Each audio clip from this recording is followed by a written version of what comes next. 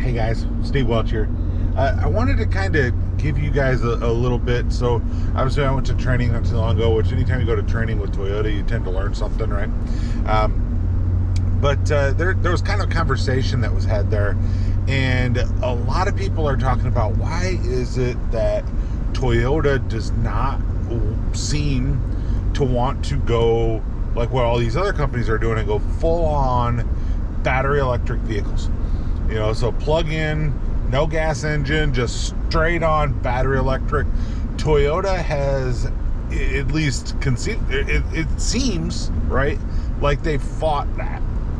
Why? Because they have the BZ4X. That's the only real plug-in car that they have. So why has Toyota fought it so hard? And my car just heard me, of course. Anyway, so here's a really good way to think about this. All right, so Toyota is a company that is extremely logical, that does things that makes sense, and in some ways it makes them predictable. And I've been able to predict things that were coming from Toyota to an extent to where people thought I had specific inside information that was just a guess. All right, so Toyota does stuff that makes sense. So when you start to look at the battery electric vehicles, there's just not as big of a market as what everybody tries to say there is, right? I saw a statistic that said something like 78% of people said their next vehicle will not be a battery electric vehicle. So Toyota takes the stance that says we're not going to just focus on one thing, and we're going to do all of the above, and that's kind of what Toyota's kind of set themselves up to do. So if you look at Toyota spearheaded a lot of the environmental conscious stuff, right? So the Prius, obviously the Prius was the first hybrid that was out there, and that's not that's not disputed, right? All right, so Honda and Toyota came out about the same time, but the Prius is the top dog when it came to the hybrid. And of course, Toyota, I believe they said by 2025 that they want to have a electrified version of every car that they have. All right, so if you think of that, think of the 4Runner, think of the Tacoma, think of everything that doesn't have a hybrid currently. And if they stick to what they said, which there could be some supply chain stuff or whatever that makes that where it won't work that way, but if they stick to what they said their goal was, then by 2025 they're going to have a hybrid version of all of it. So there you go. I'm in a Tundra right now that's a hybrid, right? So that's just something that they've stated. So when you get into why haven't they done this battery electric thing, why haven't whatever, so during the training that I just had with Toyota, they explained something that's really interesting to think about. So when you consider the resources, right, that go into batteries, so they said, well, there's three different kind of plug-in or hybrid kind of cars, right? So you have your full-on battery electric, you have your plug-in hybrids, right? And then you have a straight hybrid. Those are your three electrified, right, vehicles. So when you go to a just straight battery electric vehicle, you need a bigger battery. You have, obviously range concerns, things like that, but you need that bigger battery. Bigger battery means more things go into it, and thus that's really how it works, right? So what Toyota said is that if you take one vehicle, the resources that go into one battery electric vehicle's battery, you could produce 6 plug-in hybrids for the same amount of resources that go into the battery of the one plug-in hybrid. So that's pretty substantial, right? So, and that's just using the same amount of material that goes into that battery. But you could produce 90 hybrids for the same amount of material that goes into the battery for one battery electric vehicle. So Toyota would rather produce more hybrids, getting really good fuel economy, than a battery electric vehicle that may or may not be the way of the future, that may or may not be the way to go. So are they not producing battery electrics, or not producing battery electric vehicles? No, they're producing the BZ4X. I'm sure there's going to be some more that come, and Toyota's going to have their foot in that type of a thing. And here's the thing, they'll probably do it better than anybody else, because Toyota doesn't care about being first. Toyota cares about being best. So all these people are trying to be first, and you got, you know, certain trucks from one company that are catching on fire, or cars from other companies that that if you get them wet just a little bit, since they're not sealed batteries, the things can start on fire. And you've got all these issues that have come up with a lot of these battery electric cars that are out there now, and they're still working through them. They're still in their infancy. So they're trying to work through all these issues while producing the vehicles. So Toyota's, you know, they tend to be a little bit more, we'll do it second, we'll do it third, we don't have to do it first, we're going to do it best. That's where Toyota's mindset is, right? So let's think about something else. I said all of the above approach, right? Toyota, and it's been publicized out there, Toyota has the Mirai, which is a hydrogen fuel cell, right? I don't know how many other brands have hydrogen fuel cells out there, but that's one option, right? Problem is that realistically you can only sell that car in California, because that's where they have hydrogen fuel stations. But there's something coming down the pipe that could be very interesting when it comes to hydrogen.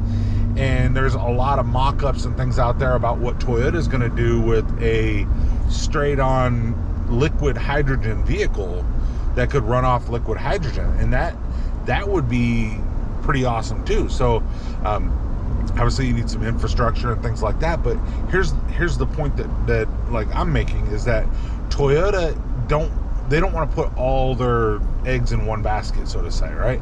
They don't want to say that this is going to be the only thing we're going to do, you know. So you got all these like, think about back when the companies, some of the competitors said, we're not producing anything but SUVs, and now there's a resurgence in people buying cars, and it's like, oops, well, what are they gonna do? They're gonna go back to producing cars? Or you got all these companies saying, well, we're gonna be all battery electric by 2035. Well, good luck, because here's the problem. If you are all battery electric and all of a sudden you can't source the battery, or the power grid can't sustain the car, or all these things that are what if. And I'm not getting into political discussions. I never try to do that on my channel, but there are some, you know, precedents. Like, I know people are saying that it's going to be mandated by 2035 that you have to buy a battery electric and whatever. Well, yeah, but if it crashes the system, then now what, right? Now what? But keep in mind too, the other thing is what will the technology be in 2035?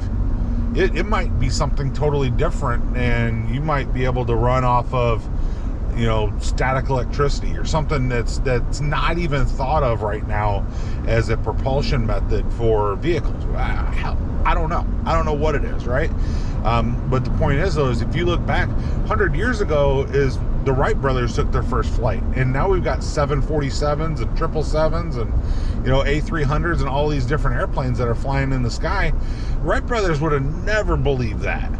I mean, they were the ones that were flying, and they would have gone, yeah, that's never going to happen. I'm pretty sure that would have been their mindset. So, and here, think about something that might be local or you know, current to your life, right? So remember a while back they banned the incandescent light bulb, right? When they banned the incandescent light bulb, they said you're going to go to these curly Q light bulbs, these compact fluorescent bulbs. Remember that? And that's what they tried to push. So they were trying to say, this is what you have to buy. And then what happened? LEDs came out. And they found a way to do dimmable LEDs and all these other things with LED bulbs, which the compact fluorescent bulbs had mercury in them. They were actually toxic. And whereas the LEDs were much better for the environment, they lasted longer, they didn't burn as, you know, as hot as like incandescents and stuff like that. So when it came down to it, the LED became a better bulb, and that's what we're using now. That was not the intention. the intention was that everybody would use those compact fluorescents. So my point is that whenever we get pushed in one direction, it doesn't mean that that's where we end, right? So that's kind of the reason I wanted to point that out. Like I said, not getting into a political discussion on it, but it's what happened, right? So everybody, so think about it that way. So Toyota does stuff, and back to my whole point here, Toyota does stuff on purpose, right? If you want to know what Toyota is going to do, just ask yourself what is logical, right? It's the old Spock thing, right? It's only logical. So figure out, so Toyota as a company, they are very big on reliability. So anything that they do is going to have to be reliable. Has to be 100%, cannot be not reliable, has to be reliable. Right now, the battery technology, the grid technology, the all the things that are really out of Toyota's control on a lot of that stuff, I mean, it seems like they're dragging their feet, and I think they are, just because they're not quite sure that that's where this is going. And I think that that's probably what it is. And obviously, like I said, there's been some discussions and stuff like that. And you know, I always ask questions, and usually I ask questions in a way to try to get an answer that I'm not supposed to have. But you know, it works sometimes, right? So anyway, but my whole point on that is that I just want you guys to know that Toyota does stuff for a reason. Toyota does stuff because it makes sense. If you try to read too far into it, you're not going to get it. Toyota did this because of X, Y, Z, and whatever. No, Toyota did because it made sense. And that is one of the best things about working for, you know, Toyota as a brand, because you don't tend to get into something and they go, well, why'd they put that there? Why did they do that? And they're even willing to admit when they made a mistake, right? So like, and I can actually point to one example. So in the RAV4, when the 2019 RAV4 came out, they had packages in the RAV4. Well, they had the heated seats were not in the weather package. The heated seats were in the convenience package. So you had to get a power up, power down back door in the XLE, and I believe the sunroof was in that one as well. But you had to get that in order to get heated seats. Or some people didn't care about that. They wanted a heated seat, but then the weather package was your rain sensing wipers, your heated windshield wipers, heated steering wheel, and that was your weather package. And it didn't make sense that the heated seats weren't in that package. Well, in 2020, Toyota switched the packages. They didn't do anything else to the RAV4 really in 2020, but they switched the packages in the XLE to where when you got the heated seats, it was now with the weather package. Why? Because they realized it didn't make sense to not have it with the weather package. They switched it. They're willing to admit when they make a mistake, and you know, that wasn't even a big mistake. That's just like you need an extra package and you spend an extra like $400. That wasn't even a big mistake. But Toyota realized that needed to be with the weather package, and they didn't wait until the body style changed. They didn't wait for 5 years and then switch it or something like that. They just went, you know what, this next year we're gonna fix it, we're gonna switch it. And then when it came out, went, oh look, packages changed. Toyota figured out that it needed to be that way. So Toyota does stuff that makes sense. So if you want to figure out why they're doing what they're doing, figure out what makes sense, and you'll know why they're doing what they're doing, right? Why are they bringing out something like the Grand Highlander? Because it makes sense. Because one of the things people complain about on the Grand Highlander, or on the regular Highlander, is there wasn't enough space in the third row. And then when you had the third row up, you didn't have enough room behind the seats. Some people complain about that. Some people say it's perfect. Whatever the answer is that you have for that, that's fine, right? But Toyota saw a need, and they went, you know what? We have some people want something that's not a Sequoia but is bigger than a Highlander. Let's fill that need, and that's what they did, right? Now Corolla Cross. If you ask me on the Corolla Cross, and we're just kind of going into a conversation here, it's a little bit off of the battery electric part, but you'll kind of get the idea, right? So if you go off of the Corolla Cross was more or less a response, I think, to the fact that people were buying the CHR that hated the way it looked, but loved the practicality of the CHR. So, and maybe an older person that doesn't really care about styling, but wanted to be a little higher off the ground and didn't want to go straight up SUV. So there's the Corolla Cross came out. Excuse me. So there's the Corolla Cross came out. Why? To fill that need. Toyota will respond to a need, and Toyota will do things that make sense. So now when it comes to the battery electrics, the mining, so here's the other thing. Why don't they have lithium? More lithium in there. Now the Prius has it. There's a couple of them that have the lithium, but why don't they have more lithium in the batteries? Well, everybody's gone to lithium ion batteries, right? Well, lithium's harder to source, harder to get, costs more. It's more adverse to temperature changes. So where you can't actually charge it to a full level or down to a full level, you can't do certain things on lithium, whereas nickel metal hydride's actually more forgiving, easier to work with, easier to use, and easier to source. Why? That's why they haven't switched. And back to what I said, it makes sense, right? So that's easy. It's easy to figure out why they haven't done it. So it's and something else too. So people don't realize that this is what your battery does. So when you have a battery electric vehicle, hybrid, a plug-in electric, Toyota doesn't let it get fully charged. You keep 10% up and 10% down, right? So what it is so even if you have a battery electric coming up, anything that comes out, Toyota's not going to let you charge it to 100%, right? Most of the battery electric vehicles out there, you can charge them to about 98%, so really almost to 100%, and then you can deplete them almost to 100%, deplete them down to about 98. Toyota stops at 10 and 10, so you can go up to about 90% and you can deplete it down to 10%. And there might be some people say, well, why don't they let you just deplete it all the way to zero? It kills the life of your battery. Remember I told you that Toyota's all about reliability? So if Toyota's all about reliability, why would they let you kill the life of your battery? So they don't. So what it is they're not going to let it get over the 90% or down below 10%. That's on hybrid, plug-in hybrid, or battery electric. That's 100% true on all that. That's why people will call me and say, you know what? I got that hybrid from you and my battery never gets fully charged. What's wrong with my car? Absolutely nothing. It's working exactly as designed. It should never get 100%. So Toyota tries to make sure that it will not get 100%. So if you look at mine, you can see that my battery it's not fully charged. You're like 3 notches off the full there, right? So why wouldn't it be full? Well, Toyota's not going to kill the life of the battery, right? It's just not.